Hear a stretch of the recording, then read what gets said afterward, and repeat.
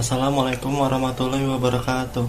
Selamat pagi teman-teman dan kakak asisten.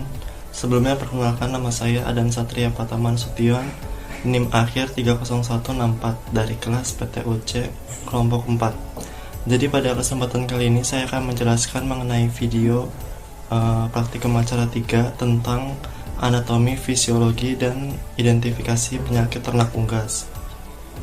Oke, selanjutnya untuk alat dan bahan yang digunakan pada praktikum kali ini yaitu ada nampan atau baki, lalu pisau atau cutter, gunting, kemudian sarung tangan latex, 1 ekor ayam afkir betina, dan 1 ekor ayam kampung jantan.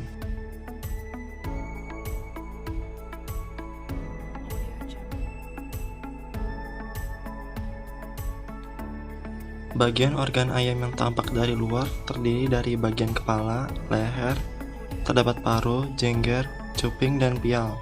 Sementara tubuh bagian depan terdapat dada dan sayap. Di bagian belakang terletak punggung, perut, ekor, paha, betis, dan cakar. Organ pelindung tubuh. Kulit dan bulu berfungsi secara bersamaan membentuk organ pelindung tubuh yang berfungsi untuk melindungi tubuh dari pengaruh luar yang buruk. Fungsi kulit antara lain sebagai berikut: melindungi tubuh dari pengaruh temperatur lingkungan, sebagai perlindungan terhadap masuknya mikroorganisme secara langsung ke dalam tubuh, lalu sebagai respirator untuk menerima pengaruh rangsangan dari luar. Selanjutnya, jengger, cuping, dan pial. Organ ini merupakan kulit yang menjulur ke bagian luar. Pada ayam, umumnya epidermis kaya akan pembuluh darah, sehingga organ ini berwarna merah. Jengger terdapat di atas kepala. Jengger ayam jantan lebih besar. Selain jengger, terdapat juga pial pada bagian kedua sisi rahang bawah di bagian basal paruh. Cuping telinga bersifat berdaging tebal yang terletak di bagian bawah telinga. Warnanya bervariasi sesuai dengan masing-masing bangsa ayam. Kemudian paruh, kuku, paha, dan cakar. Paruh, jari, dan taji bersifat menulang, tersusun atas keratin. Kaki bagian bawah atau shank atau cakar pada umumnya tertutup oleh bulu, tetapi pada bangsa tertentu, terutama yang berbulu total atau seluruh tubuh, bagian cakar tertutup oleh bulu. Kuku pada ayam yang sangat keras. Kuku yang keras ini disebabkan oleh keratin yang banyak mengandung kalsium. Selanjutnya, warna kulit. Warna kulit terbentuk karena adanya pigmen. Setelah itu ada bulu.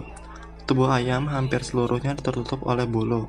Pada ayam dewasa, bulu mengalami pertumbuhan dan rontok secara alami. Kemudian bulu baru tumbuh kembali secara periodik sekitar setahun sekali dengan pengaruh hormonal. Proses rontok bulu disebut meluruh atau molting. Selama ayam betina mengalami molting, produksi telur mulai berhenti. Fungsi bulu bagi ternak unggas sebagai berikut. Yang pertama itu sebagai isolator, kemudian melindungi tubuh dari luka dan infeksi karena gesekan langsung dengan benda keras, sebagai sarana untuk terbang, sebagai reseptor dari luar, sebagai perhiasan untuk memikat lawan jenis atau secondary sex feeder, dan yang terakhir dapat digunakan untuk mendeteksi kondisi kesehatan dan menduga kemampuan bertelur. Bulu tumbuh secara teratur di daerah tertentu yang disebut feather tract atau pretillae. Terdapat 10 pretillae, yaitu kepala, sayap, leher, perut, bahu, paha, dada, kaki, punggung, dan ekor. Bagian-bagian bulu. Bentuk bulu. Yang pertama ada plume atau bulu penutup tubuh paling luar. Kedua ada plumule sebagai bulu yang terletak di bagian bawah plume. Yang ketiga ada filoplume, bulu halus yang terletak di seluruh permukaan tubuh. Kemudian bagian warna bulu. Warna bulu dan pola bulu adalah karakteristik secara genetis. Bagian kepala. Kepala ayam terdiri dari jengger, kelopak mata, bola mata, telinga, daun telinga, pial, dan paruh. Kaki dan cakar. Cakar dan sebagian besar kaki tertutup bulu sehingga dari berbagai warna. Bagian cakar dan kaki adalah hock, sing atau tulang kering atau cakar, dan jari-jari kaki atau toes. Kebanyakan ayam memiliki 4 jari kaki di setiap kakinya, tetapi ada beberapa bangsa yang memiliki 5 jari. Untuk kerangkanya, kerangka adalah suatu kesatuan sistem yang tersusun dari banyak tulang yang berfungsi menunjang terbentuknya tubuh sebagai tempat melekatnya otot. Juga berfungsi melindungi beberapa organ vital. Karakteristik rangka unggas bersifat khas, yaitu ringan dan berisi udara. Hal ini disesuaikan dengan kepentingan untuk bergerak cepat, berjalan, dan terbang. Kemudian proses pembedahan ayam. Sebaiknya pada proses ini dilakukan secara hati-hati agar organ yang akan kita ambil nantinya masih dalam bentuk utuh.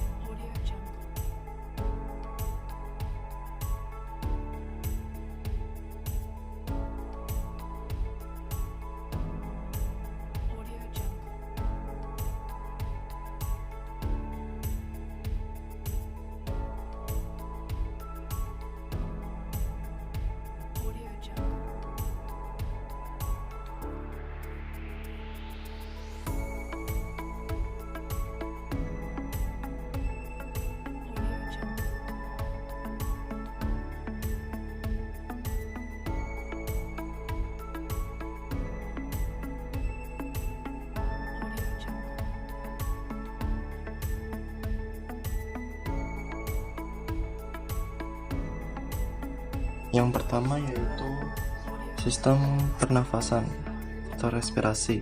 Sama seperti sistem pernafasan burung lainnya, sistem pernafasan ayam terdiri atas yang pertama wilayah kepala, terdiri dari lubang hidung, rongga hidung, faring. Yang kedua wilayah faringeal superior, terdiri dari laring atau glotis. Itu sebagai pengatur jalur masuk udara dan makanan. Lalu selanjutnya yang ketiga ada trakea, tersusun atas cincin tulang rawan, fungsinya untuk menghindari tekanan negatif.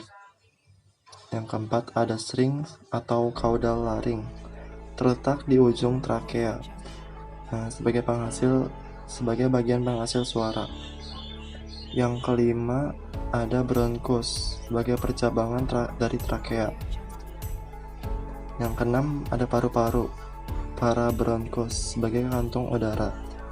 Paru-paru ayam relatif kecil, menempel pada setiap tulang rusuk. Sistem pernafasan burung berbeda dengan hewan mamalia karena diafragma, otot dada, dan tulang dada tidak memungkinkan berkembangnya paru-paru. Paru-paru burung tersusun atas parabronchus dan kantung udara. Parabronchus merupakan tempat pertukaran gas pada ayam. Kantung udara berfungsi untuk membantu pernafasan burung dan beberapa reptil. Kantung udara terdapat sebanyak 9 buah. Sistem pernafasan disokong oleh tulang yang berongga.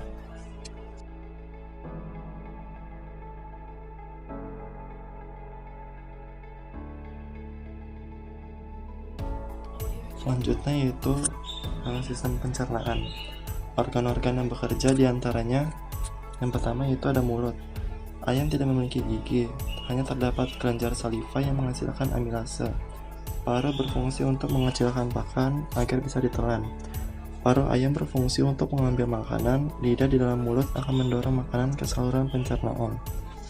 Selanjutnya itu esofagus. Bagian esofagus ada membesar sebagai tempat untuk menyimpan pakan yang ditelan disebut kerop atau tembelai, yang berfungsi sebagai satu menyimpan pakan dan membasahinya, kedua tempat bekerjanya amilase, dan sebagai tempat fermentasi pakan bagi beberapa spesies unggas tertentu. Esofagus atau kerongkongan berupa pipa tempat pakan melalui saluran ini dari belakang mulut ke proventriculus. Kemudian ada crop atau tembolok, berfungsi sebagai tempat penyimpanan sementara. Selanjutnya ada proventriculus, tempat penghasil HCl dan pepsin. Pakan lewat secara cepat sekitar 14 detik. Proventriculus merupakan suatu pelebaran dari esofagus sebelum berhubungan dengan ventriculus. Selanjutnya ada gizzard atau ampela atau ventriculus. Dinding muskuler sangat tebal, tempat pemecahan pakan secara fisik dengan kontraksi setiap 20-30 detik. Biasanya gizzard berisi grit atau batuan atau partikel kecil yang keras, berfungsi menggiling pakan yang melaluinya. Gizzard tidak menghasilkan enzim, namun HCl dan pepsin dari proventriculus masih bekerja di sini. Selanjutnya ada usus kecil. Hampir semua enzim yang ada pada mamalia juga ada di usus kecil unggas kecuali laktase. pH agak asam, absorpsi sama dengan mamalia. Namun usus unggas tidak menghasilkan hormon enterogastron yang berperan dalam absorpsi lemak. Kemudian ada sekum dan usus besar. Sekum mamalia hanya satu, pada unggas ada sepasang. Sekum dan usus besar sebagai tempat absorpsi air. Terjadi pencernaan serat kasar dan sintesis vitamin larut air di sekum, namun dalam kapasitas sangat kecil. Usus besar pendek dan kosong menyatu dengan kloaka. Selanjutnya ada kloaka atau saluran umum sebagai tempat saluran pencernaan dan reproduksi bermuara. Lalu ada ven atau anus sebagai lubang bagian dari luar kloaka.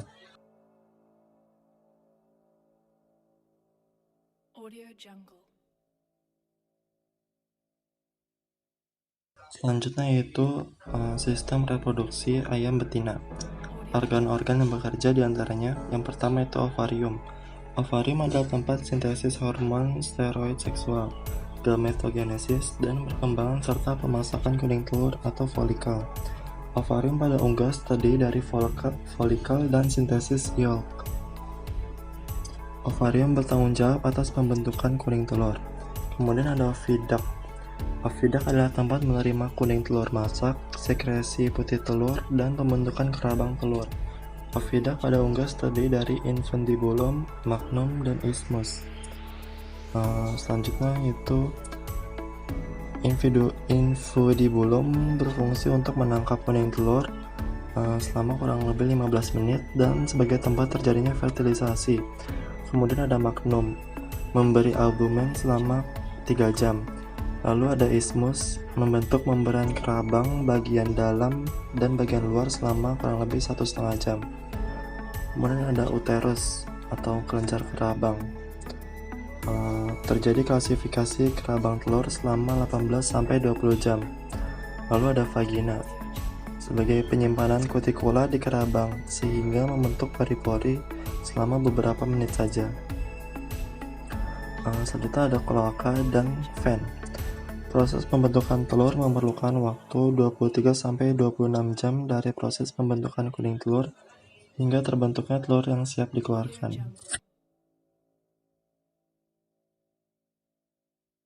Selanjutnya yaitu sistem reproduksi ayam jantan. Anatomi organ reproduksi jantan yaitu diantaranya testis, vas deferens, kloaka, dan ven. Fungsinya diantaranya yaitu yang pertama, testis merupakan organ reproduksi primer pada ternak jantan yang terletak pada daerah prebubis yang dibungkus oleh kantong skrotum dan digantung oleh funiculus hermaticus. Bagian luar testis yang berfungsi sebagai pembungkus dan pelindung disebut skrotum. Skrotum juga berfungsi untuk mengatur suhu testis agar tetap stabil, yaitu lebih rendah 4 derajat Celcius lebih rendah di bawah suhu tubuh. Kemudian ada epididymis. Epididymis merupakan saluran yang memanjang yang bertaut rapat dengan testis. Epididymis memiliki 3 bagian, yaitu kepala, korpus atau badan, dan cauda atau ekor. Epididymis memiliki fungsi sebagai tempat penampungan sperma sementara. Jalur transportasi sperma dari tubul seminiferus menuju cauda dan tempat pemasangan sperma. Lalu ada vas deferens. Vas deferens merupakan saluran reproduksi yang terentang dari ductus epididymis hingga uretra, yang berdinding tebal, mengandung serabut urat, dan berdiameter 2 mm. Vas deferens berfungsi sebagai tempat mengangkut sperma dari epididymis menuju uretra. Vas deferens memiliki 2 saluran di atas vesika urinaria yang lambat laun mengalami penebalan menjadi ampula, yang berfungsi sebagai tempat penampungan semen sebelum ejakulasi. Testis pada unggas tidak pernah turun ke dalam skrotum eksternal seperti pada mamalia. Testis terdiri dari saluran tubulus seminiferus yang menuju ke ductus deferens. Selanjutnya itu ada kloaka dan ven, yang fungsinya sebagai jalan keluar dari sperma. Selanjutnya itu identifikasi penyakit pada organ unggas yang sering terserang penyakit. Yang pertama itu tetelo atau Newcastle disease. Tetelo atau Newcastle disease atau ND biasa disebut dengan istilah sampar ayam atau pes cekak. Adalah penyakit akut pada unggas yang menular secara cepat, di mana terjadi infeksi viral yang menyebabkan gangguan pada saraf pernafasan. Penyakit ini disebabkan oleh virus paramyxo yang bervariasi tingkat keganasannya, mulai dari sangat tinggi atau velogenik sampai cukup tinggi atau mesogenik, ataupun sangat rendah atau lentogenik.